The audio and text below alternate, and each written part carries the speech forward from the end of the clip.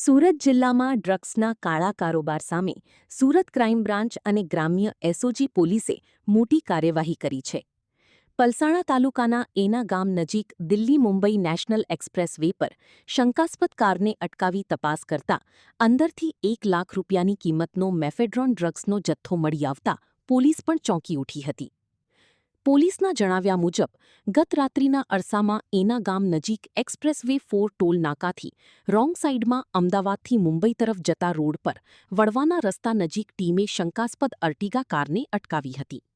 કારની તલાશી લેતા મેફેડ્રોન ડ્રગ્સનો જથ્થો મળી આવ્યો હતો. વજન કરતા કુલ 997.61 ગ્રામ મેફેડ્રોન, જેની અંદાજિત કિંમત ₹29,32,830 હોવાનું સામે આવ્યું હતું. આ ઉપરાંત આરોપીઓ પાસેથી ₹4,670 રોકડા, 2 મોબાઈલ ફોન કિંમત ₹50,000, પ્લાસ્ટિકની થેલીઓ અને બેગ સહિતનો મુદ્દામાલ પણ કબજે કરવામાં આવ્યો હતો.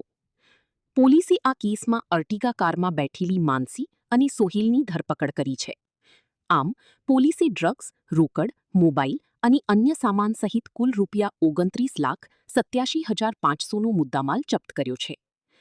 પ્રાથમિક પોલીસ તપાસમાં સામે આવ્યું છે કે મેફેડ્રોનનો આ જથ્થો વડોદરા રેલવે સ્ટેશન નજીકથી એક્સપ્રેસ વે મારફતે મુંબઈ લઈ જવામાં આવી રહ્યો હતો.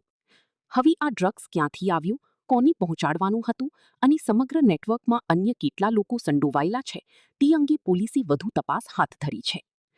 સુરત ક્રાઇમ બ્રાન્ચ અને ગ્રામ્ય એસઓજીની આ કાર્યવાહીથી ડ્રગ્સના નેટવર્કમાં ખળભળાટ મચ્યો છે. સુરત શહેર ક્રાઇમ બ્રાન્ચને ઇન્ટરસ્ટેટ ડ્રગ રેકેટ પકડવામાં ખૂબ મોટી સફળતા મળી છે.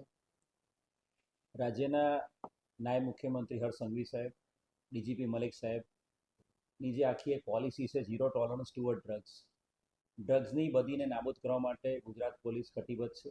અને એ અનુસંધાને no drugs in Surat city એની થીમ ઉપર જે સુરત શહેર છેલ્લા 2 વર્ષથી સુરત શહેર પોલીસ કામ કરી રહી છે, એમાં એક ખૂબ મોટી સફળતા સુરત શહેર ક્રાઇમ બ્રાન્ચને મળી છે.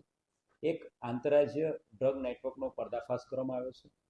ક્રાઇમ બ્રાન્ચ ડીસીપી રોજિયા સાહેબ, એસીપી મોદી અને અમારા પોલીસ ઇન્સ્પેક્ટરોની આખી ટીમ છેલ્લા ઘણા સમયથી આ નેટવર્ક પાછળ મહેનત કરી રહી હતી અને એક ચોક્કસ હકીકત આધારે વડોદરાથી મુંબઈ તરફ જતો એમડી ડ્રગ, મેફેડ્રોન ડ્રગનો જથ્થો 1 કિલોથી વધુ જથ્થો એક કારમાં એ એક્સપ્રેસ હાઈવે પરથી પસાર થઈ રહ્યો છે એની માહિતી મળતા સુરત શહેરની ક્રાઇમ બ્રાન્ચે સુરત એસપી રાજેશ ગઢિયા અને એમની જે ટીમ છે એસઓજીની ટીમ એ અમારી મદદમાં આવેલી હતી અને એક સંયુક્ત ઓપરેશનમાં સુરત શહેર ક્રાઇમ બ્રાન્ચ અને સુરત ગ્રામ્ય એસઓજીએ આ 2 આરોપીઓને 900થી વધુ ગ્રામ, ટોટલ 977 ગ્રામ મેફેડ્રોન, જેની કિંમત 30 લાખ રૂપિયા જેટલી છે, એ પકડી પાડવામાં મોટી સફળતા મળી છે.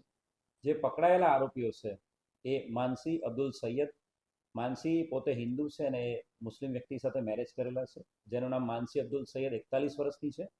અને સાથે જે બીજો આરોપી પકડાયો છે સોહેલ સુલેમાન શેખ, જેની ઉંમર 20 વર્ષ છે. આ બંને આરોપીઓ અત્યારે મુંબઈના રહેવાસી છે. એ સાંતાક્રુઝ ઈસ્ટ મુંબઈમાં રહે છે. બંનેના આજુબાજુમાં જ ઘર છે અને ઘણા